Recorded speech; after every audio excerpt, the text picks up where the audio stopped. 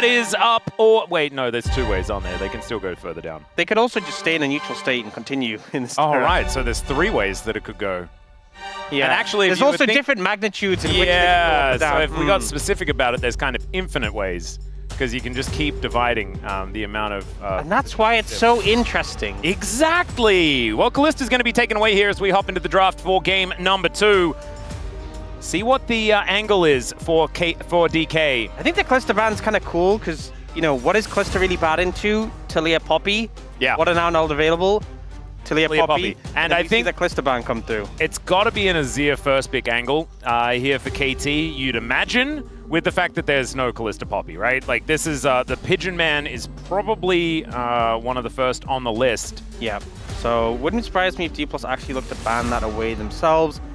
Xin Zhao ban going to come through again from KT.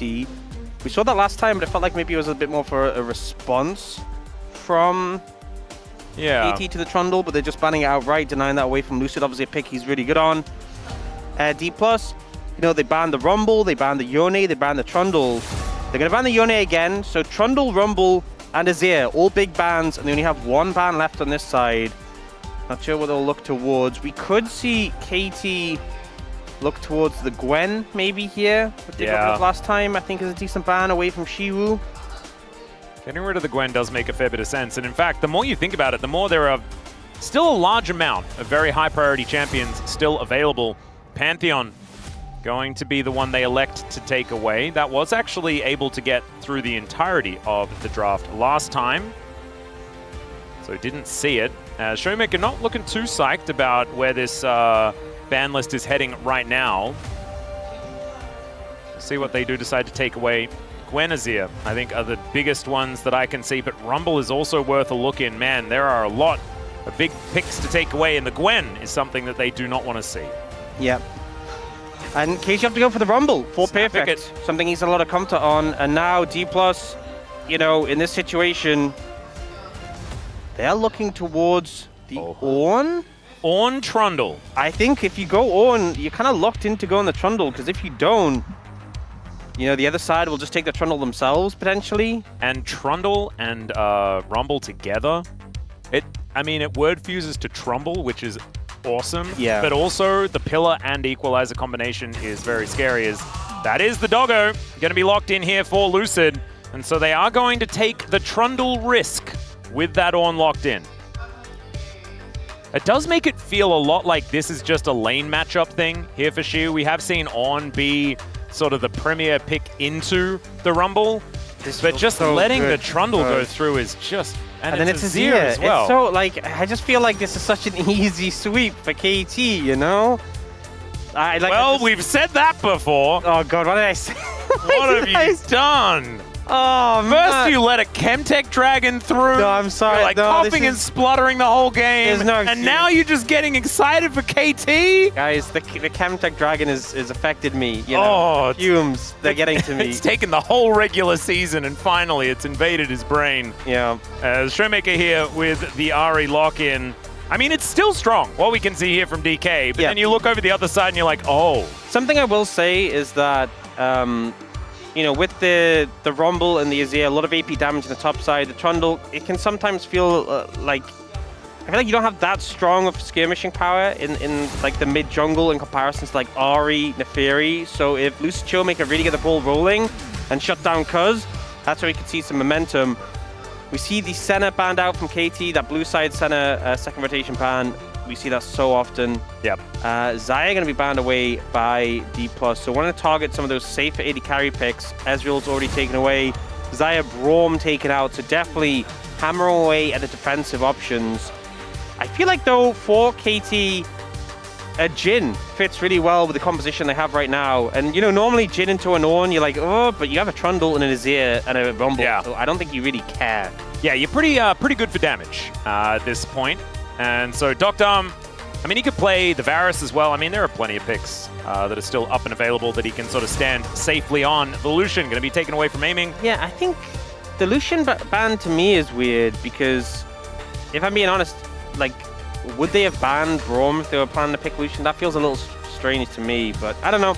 Yeah. Maybe I'm just overthinking it. But they do end up picking the Jhin themselves for aiming. Not a pick he's played as much. You know, I feel like when I think of those immobile AD carries, I think of MF when I think of aiming.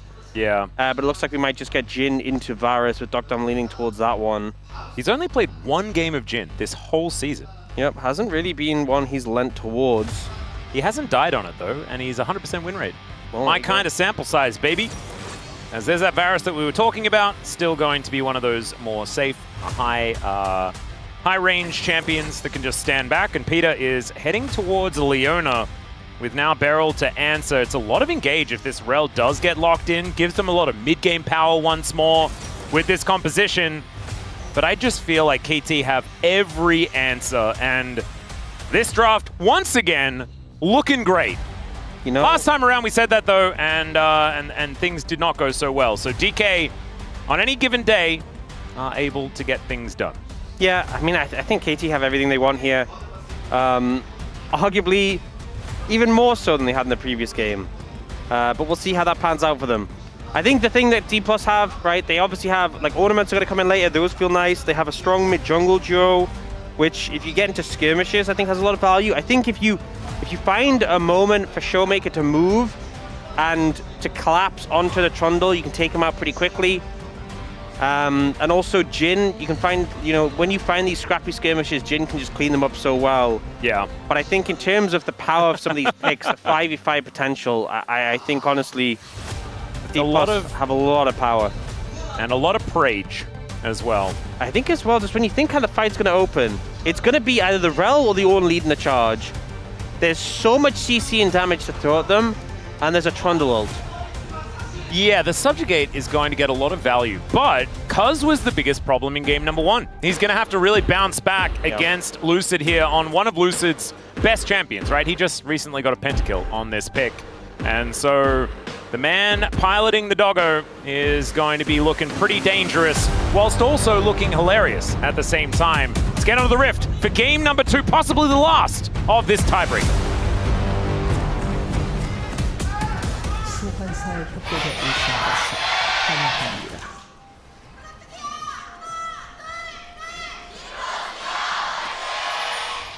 Wow. The KT fans have definitely got the volume.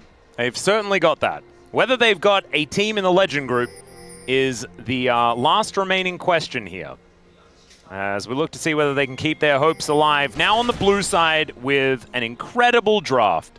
BDD on his Azir, perfect on his best champion this season in the Rumble. Cuz on the Trundle into a Mega Tank there towards the top side of the map. Dr. and Peter on Varus and Leona. Definitely not the focal point of this is going to be the bottom lane. But I mean, it's this Rumble Azir situation that I'm feeling pretty good about for KT. So that means that it's probably not going to work. You know, it's also one of the things, right? Yeah. I'm hoping we see this, but one of my favorite things about playing Trundle into champions like Jhin or MF is when you use the pillar to interrupt the ult. Yeah. It just feels so cheeky. And they go, boop. Yeah. And they even look surprised. That's the best part, is the champion themselves look surprised. And then they're like, they get ulted and they're like, darn it, I'm going to chase after. They're just like, they do like slow motion walk. Yeah. Beautiful. You really have to just settle into how bad it feels to be pillared. Yeah. It's just, you know, they've really captured his identity as a troll so perfectly. They really did. Although it was better before, when you could play Junkyard Trundle. It was. He just looked so trolly. Speedy harassing well in this lane thus far. You know, it's 0-4. Well, he was undefeated on Rise and he lost on that. And so now he's fully defeated on Azir, and maybe he'll win? Yeah. That's the kind of opposite thinking. I like how we talk about used to. Azir as, you know, one of VDD's signature picks, 0-4. Yeah. It's quite odd. Yeah. Azir is also not doing super great here in the LCK. I think he recently got like a win, but this round robin has not been the time. I think one of the things is sometimes these picks that are so high priority, they go through this problem where they're only let through in very specific circumstances, and a lot of the problems we had with Azir was he was only being let through when Talia was there as a response. Yeah. And then he was losing to Talia. So, you know, there's always caveats, there's always additional factors to that information. I do think Azir is obviously still very strong and teams have been prioritizing him for a reason, but teams have been banning him if they don't have the answer. Yeah, for sure. And so I'm not sure what DK's answer is going to be for the champion at this point in time. And oftentimes it's the first pick, Azir, that is the biggest issue, right, for the team that picks it. Because you can really run into spots where the answers come immediately and there's not really a way to find value. This time around, though, he was picked on 3. They've got the Trundle alongside it as well as the Rumble. Like, the top side of the map is very scary. It almost feels like the Azir is going to be like a secondary carry from what Perfect and Cuz will be able to get done in the earlier stages of the game as soon as that equalizer does come in to be paired alongside this Trundle pillar can come down. That being said, it's just the laning phase now. Slight lead for Perfect there on that top side. Showmaker doing pretty well here in this mid lane. But Docdum and Peter looking much better, which is certainly a good sign because they were struggling a whole bunch. Still, this wave is going to be slurped up by Shu, and Aiming gets up here to catch this one as the lane swap is coming through once again. Yep, Aiming coming very early for that pivot. Oh, if that harpoon had hit, maybe he could have chunked him out a bit. We'll see a bit of a deficit between both top and bot for Dplus. This is the outcome of that swap. Neither of them had prior when they went for that, but I think both lanes were suffering a little bit, which is the reason they wanted to try and get away from them. And you know, we did talk a lot about these situations. You know, teams make a decision: do we swap and match and be a little bit behind in tempo? Do we just, you know, even though we had the favorable matchups, we end up staying in scenarios where we're like 2v1. Like, obviously we prefer the Rumble to be into the Ornn and the Varus into the Jhin, but I think we kind of said that like the better situation is just to not match and then just take the early dragon, you know? And I think particularly with a champion like Trundle with such good single target damage, I think that's the play. Yep, Dragon's certainly going to be a good option here as already he has moved over. Showmaker just barely not finding the charm, and Beryl just going to join him. Say, oh no, don't worry Showmaker, I can miss as well. And he does so. That's camaraderie right there, ladies and gentlemen. That's what you've got to do sometimes. Make sure that you keep the mental of your teammates intact. Yep. And Beryl has sacrificed his own for that. Many team player. Exactly. And that's why he's the best. He's okay. Perfect. Now might be under a little bit of pressure here towards the top side of the map, but it looks like Beryl and Aiming just going to back away. Yep, this is the point though where really I think KT can be confident. They see Beryl top. They know that they have a numbers advantage on the bottom side of the map. Even they have BD with a level advantage over Showmaker. Both of the mid laners did just reset though. Yeah.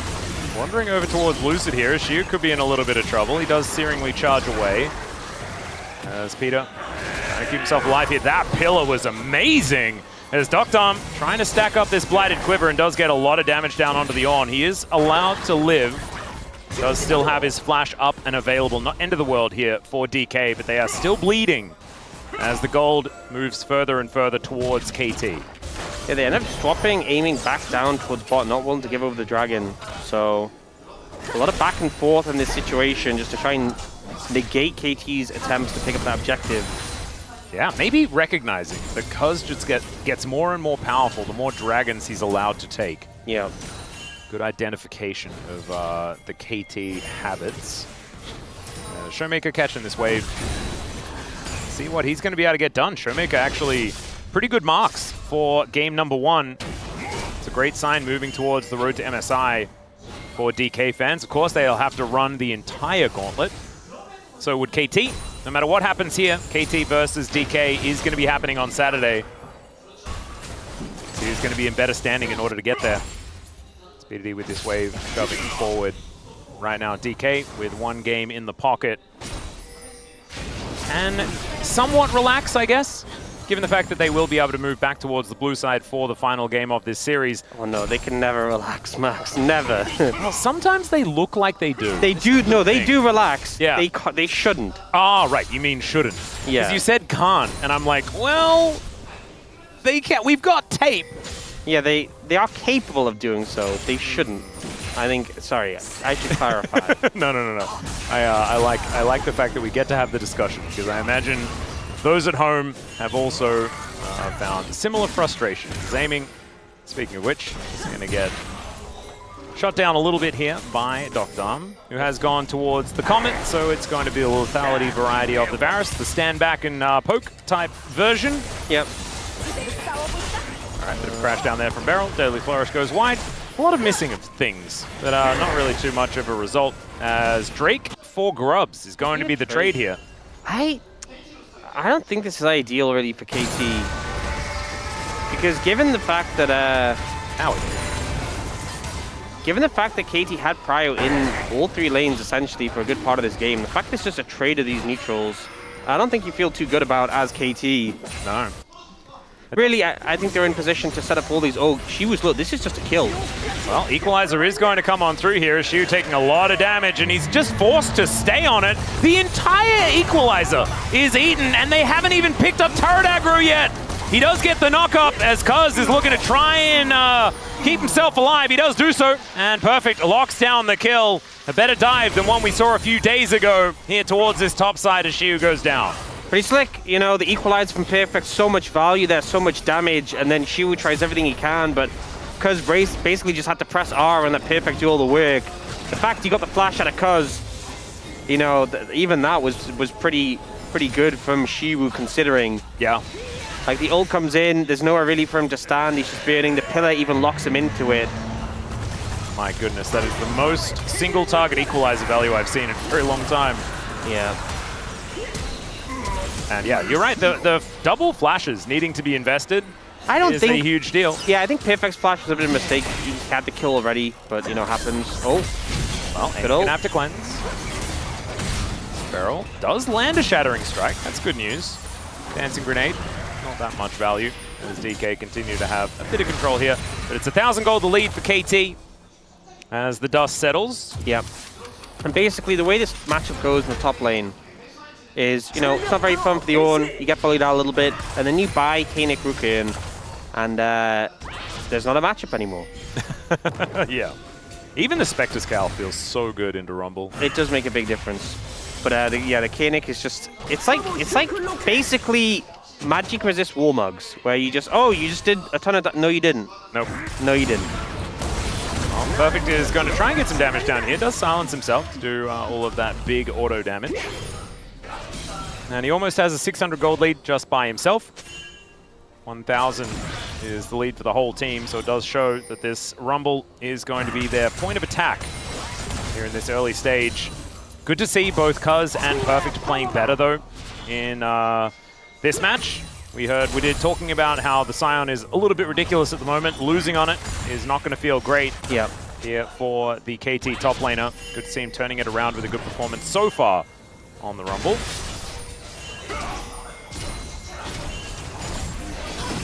Now see Cuz moving up towards the top side. Remember, aiming has no cleanse. If they find an angle to look for a play, definitely could be a target they look to punish. Peter does have his ult again. All right, in goes Peter. Doesn't find the E, so just going to be walking back. There's been quite a few skill shots that have gone wide so far in this match. Peter just trying to hold on to information about what Beryl's trying to do here. Control ward goes down. But more plates will be going over to Dr. Cuz and Peter here towards his top side, as with 3 grubs. Yeah. And a Trundle. Serious amounts of turret damage. He's got his Sheen completed already. So BDD keeping pressure up in the mid lane while they put all of that pressure on the top side. It's just some good moves from KT. You know, almost a 2,000 gold lead just off the back of that one kill and just getting some farm leads, some plates here and there. Lucid though finding an angle here. They could be in trouble.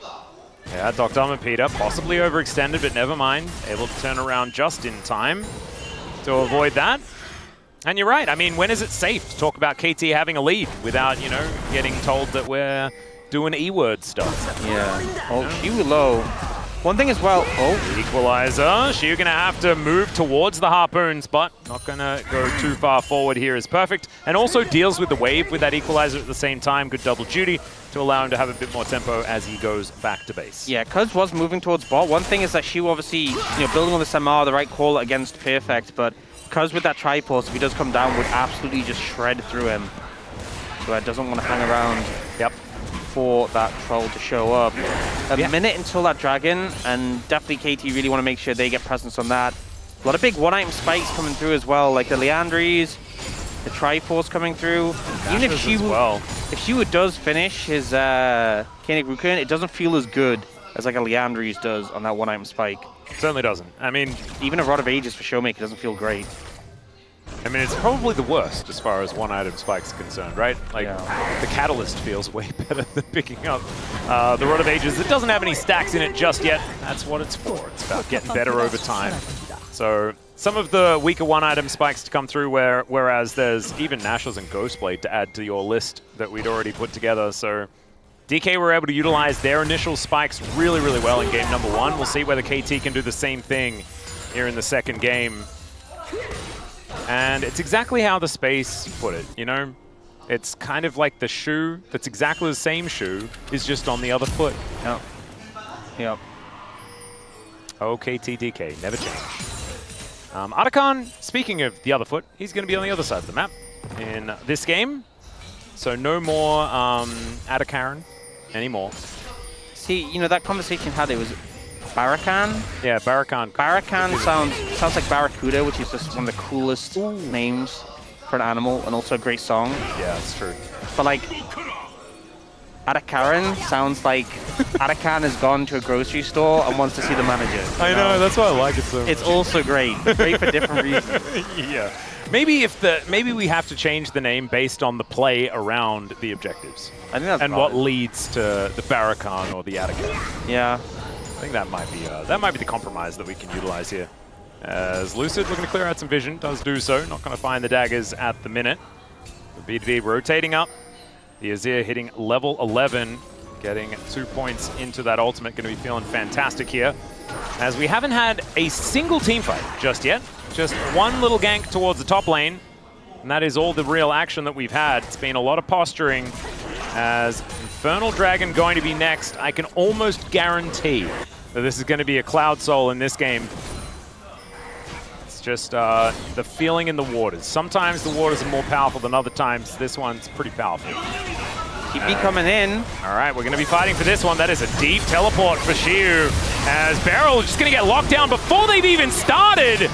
The curtains coming in though, and now the Ornhorn's coming on through. Finds the double knock-up, but there's not a lot of follow, as it's another Chemtech Orcs. What the heck? Shiu now going to get taken down solo. The equalizer positioning again is gorgeous.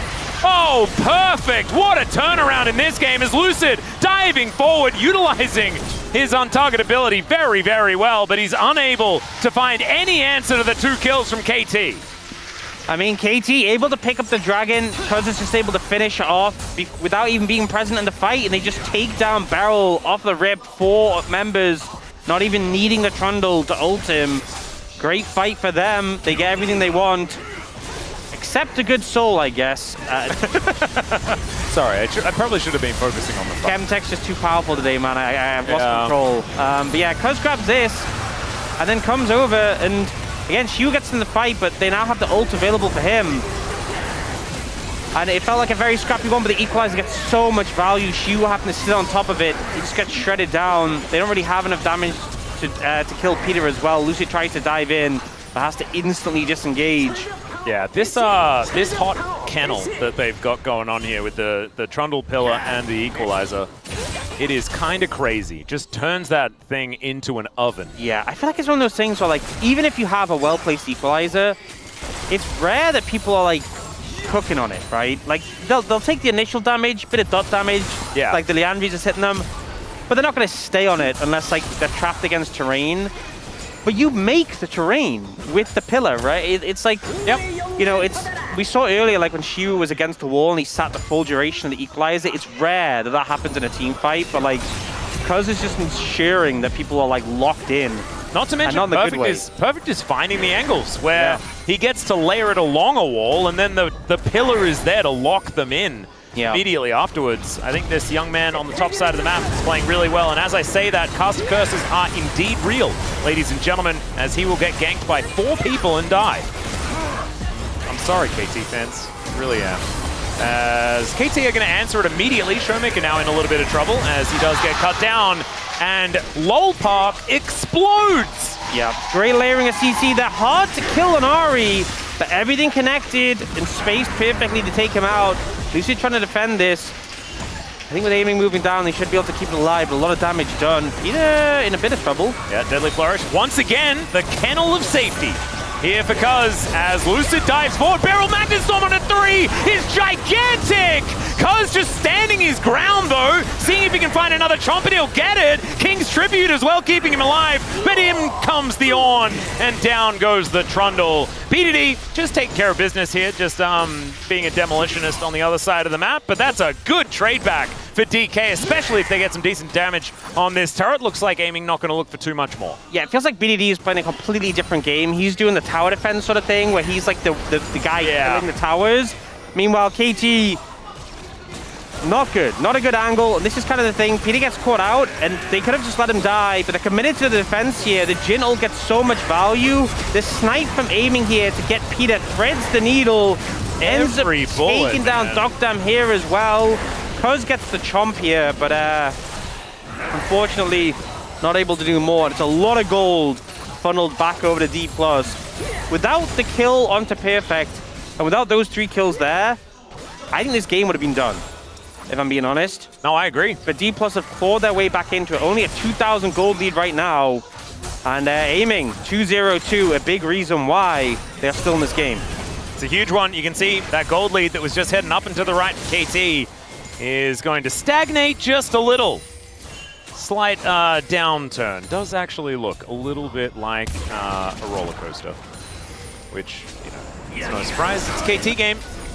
They are going to look for this Rift Herald though, so back on the front foot once more. Equalizer back up and available. There's an Emperor's Divide. There's in fact everything they want to throw. Not a whole lot of flashes left remaining as somehow the Rift Herald is taken by the Rumble as the Ornn comes on through. Double knockups are going to come down as well as the Equalizer gets so much value. Somehow Cuz stays alive for so long, and now Shiu, the Sand Soldiers finish him off. And over the wall goes Showmaker and Lucid, but I don't know whether they're long for this fight as the curtains have been called. And the answer is there for KT. They just don't seem to care. As down goes Showmaker, Docdam aims the arrow and lands it true. And now BDD just looking to clean up as he face backs, and the doggo gets out. Slick getaway there from Lucid, but ultimately Dplus hard lose that fight. And this is the problem. Whoever goes in, whoever leads the charge from Dplus just dies so quickly. Feral's health bar just eviscerated in this situation. And Cuz takes so long to die because of the subjugate. Shiwu nearly gets exploded as well. Does end up going down. This front line just doesn't exist for Dplus. And then in the aftermath, Showmaker trying to run away. BDD's there to body block. So this time aiming does not get the value. The snipe comes through from Docdam, and the cleanup was there. And this is the thing, these tanks, this this Rel and this Ornn, they do not feel tanky in this game at all. And I'm really sorry for giggling there, guys, but it's just if you just zoom really far out, it's just exactly what we expected from this series. Yep. Right? As KT look borderline hopeless in game number 1, and we move over to the camp of DK after a game 1 that looks fantastic. We've all been there before. And once again, KT able to turn it around. DK looking a little worse for wear as Peter just going to push them away. Arakan is going to belong to KT now. Whoa. As a teleport in from Showmaker. They're looking to try and fight. Guys, let him go, let him go. Yeah, Peter's dead.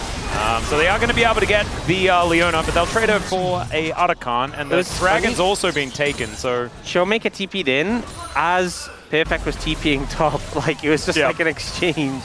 And it was like what happened with the 3 picks that got secured in the mid lane as well. BDD actually teleported over the top of the 3 of them dying on his way to the top lane. So similar things happening here as we are just electing out of going for a lot of these fights. BDD here towards the bottom side of the map as Docdam. All right, curtains are being called. First bullet not going to connect. Second as well. Third. And he's just guessing at this point. He's just going to give up. I will say, though, getting the flash off the Varus, pretty big pickup. Ultimately, I think when you're behind, it can feel really hard to engage because enemy team, if they have all their summoners, you know, you go for an engage, they flash, they turn around, kill you, and just like end the game or get like a Baron or something.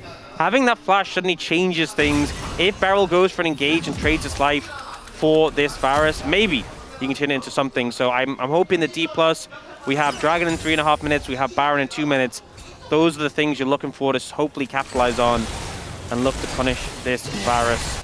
Yeah. But still, things aren't looking too optimistic. And I think a big problem as well is we have this Ornn with his upgraded Koenig Rukern, and that's kind of it, right? You know, we have Meg treads across the board in Dplus, but like, where is the armor on this team? Like, there is, I mean, Locket has like a little bit, and like the Aegis on the Ornn has a little bit, but no one has like real armor on this team. And look at Dokdam's items. Exactly, he's a lethality champion. Yeah, he is basically doing true damage to a lot of these champions. Or like, maybe not true damage, but he's not that far away. He is doing so much, and especially if Cuz ults someone, forget about it. It's ridiculous. Spirit Visage is completed here for Cuz as well. And if they get Chemtech Soul, by the way, they will never kill Cuz. True. Cuz will get so much health, it'll be ballistic. And now aiming is going to face check. Never mind. Does turn around just in time as Lucid comes on over as well to keep his AD carry alive. I was a little bit worried there for aiming, but he does live. He walks very fast as well. As he's got the very sad until Infinity Edge 4th item build. Yeah. But he walks really fast. Like, he runs really, really fast. Just zoom a good amount. Now, positives here. Trying to get some control over this river area, but Beryl... Speaking of running fast, Cuz certainly doing that as he puts down his tainted ground. Yeah, I think it's KT are fine, just kind of posturing for a vision, waiting for someone to step up. Beryl? Yeah, Beryl is not going to get hit by the Chains of Corruption, and now it's Peter that might be in a little bit of trouble, but the Deadly Flourish, it goes wide. Minute and a half on the Drake, but the river control seems very important here to both of these teams. And it does. Peter's going to recall, get some more wards, get some health back. Nice block from Cuz, so the recall can get stopped. Yeah, definitely a tense one, because even though I've said like Beryl gets exploded when he goes in, also you can see how quickly Peter's health does drop. Support's not too tanky at this point of the game. Dokdam just walks up towards this Baron, just shows the amount of control that KT has, even though they haven't managed to sweep out that particular ward just there. I love this one. See this one on the left of the screen that Cuz just walked by? Like, there's that sneaky one you can see on the minimap, just a little bit above the mid tower. That's spotted. So they can see if they walk up towards Baron. There's some sneaky wards that Dplus have been able to get in that haven't been spotted yet. So despite the fact KT have control, there's some wards behind that actually have a good amount of value. Yeah, that one's actually, that was a big deal.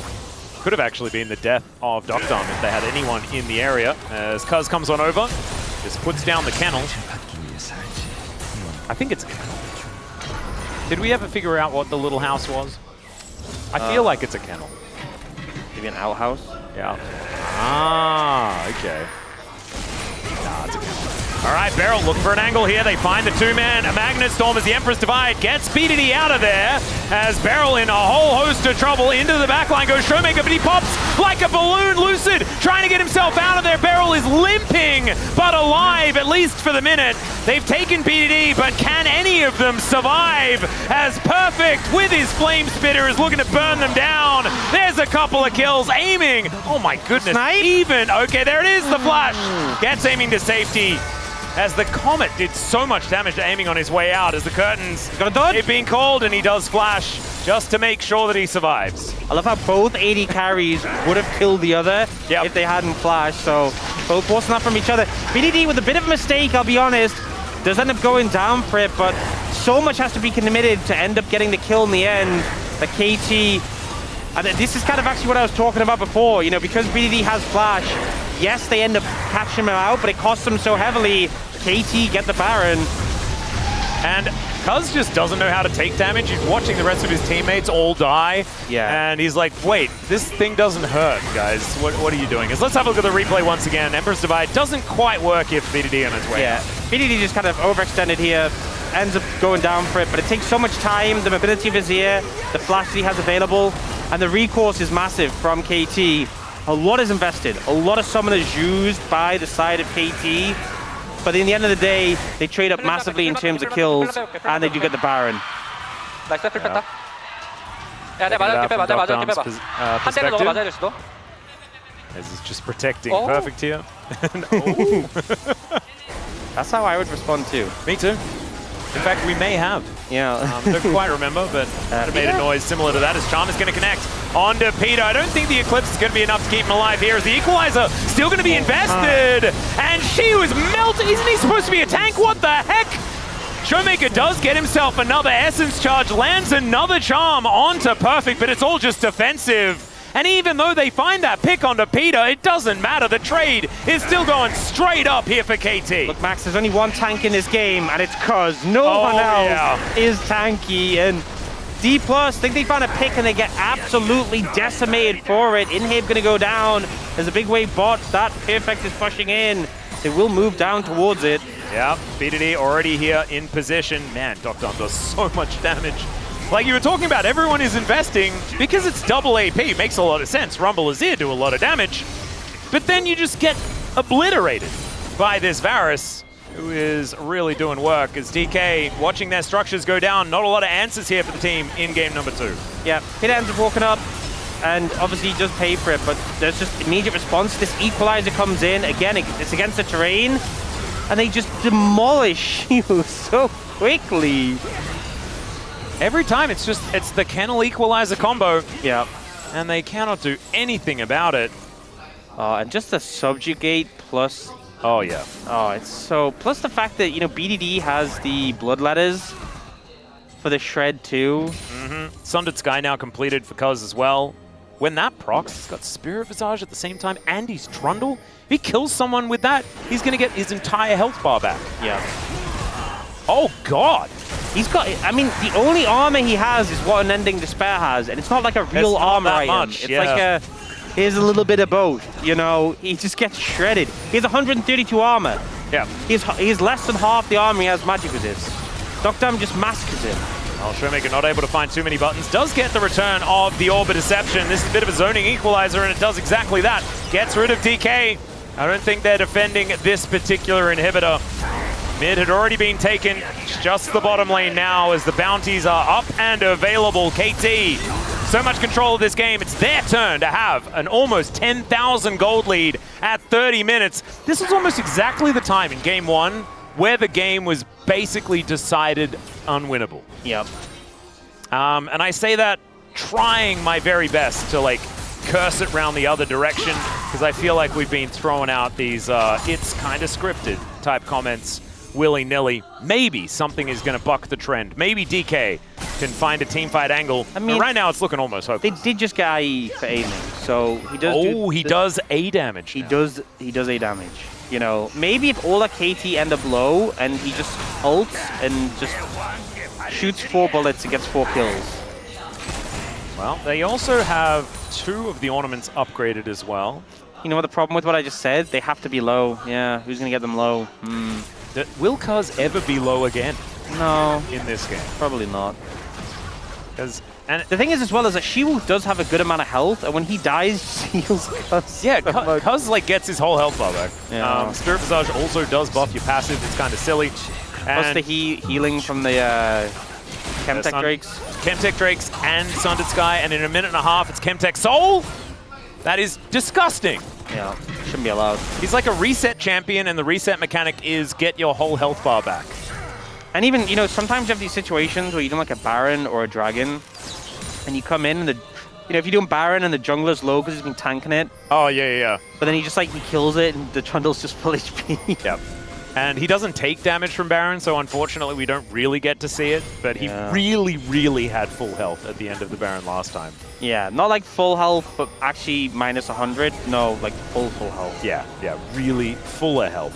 Yeah. As Peter is going to get charmed. Deadly Flourish is going to connect there as well. They almost got through half of the health bar of the Leona. If she's able to press that button, she's feeling all right as Cuz. Great dodge out of the way of this Ram. One chomp. And all of the health bar comes back again. Equalizer now on cooldown though, as the Subjugate was also invested in that little skirmish. But it's 3 ults on the side of DK. The investments certainly answered. Actually, I think Showmaker uses as well, so it's 4. They only have barrels. It is not looking good. KT gonna push in this bot wave as well. Yeah, this is not going to be long for the world as even the harpoons feels like an ultimate's hitting Lucid there. Does a lot of damage.